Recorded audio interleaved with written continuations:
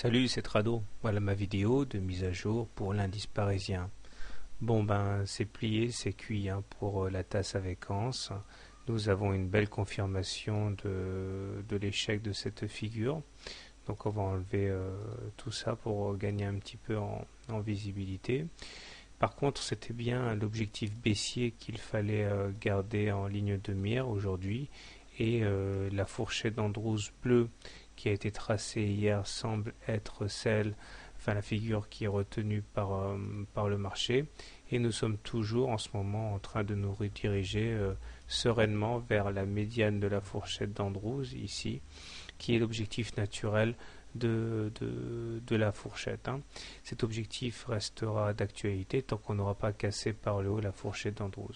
Si on allait chercher la médiane demain vers les 3950, ça nous permettrait en même temps de valider, le cas échéant, la validité du support représenté par le bas du canal noir. On verra. Les indicateurs techniques ont pris du plomb dans l'aile. Hein. Le MACD est in extremis au-dessus de son signal, mais le stochastique est maintenant bien en dessous du sien de signal, en dehors de la zone de surachat, et le momentum plonge vers la zone négative.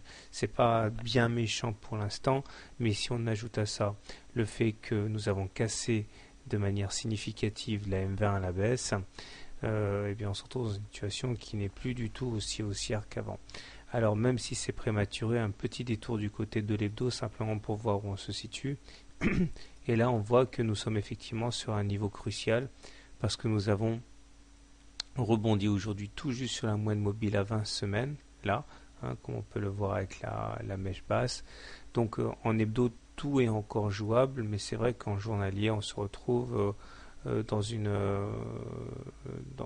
nouvelle tendance qui n'est plus haussière. On est maintenant en tendance neutre. Hein. Alors comment trader l'indice parisien demain? Eh bien tout naturellement, hein, si vous êtes haussier sur le CAC, vous pouvez attendre un éventuel retour sur la médiane de la fourchette d'Andrews bleu conjugué à l'oblique noir pour acheter. Autre solution, vous attendez un pullback encore plus fort sur les 3866 qui correspondent au plus bas du 10-18 avril. Si vous êtes haussier par contre, si vous êtes baissier par contre, vous pouvez tenter de shorter sur les niveaux actuels et en espérant que la M20 donc joue le rôle de résistance à la hausse. Pour terminer, juste parce que c'est toujours intéressant, un petit coup de Fibonacci. Donc entre les plus bas du 18 avril et le plus haut du 20 mai, on a retracer l'équivalent des 50%. D'ailleurs, vous voyez, on a enfoncé les 50% et on a rebondi sur les plus bas, ce qui montre bien que le niveau des 50% a été acheté par certains traders.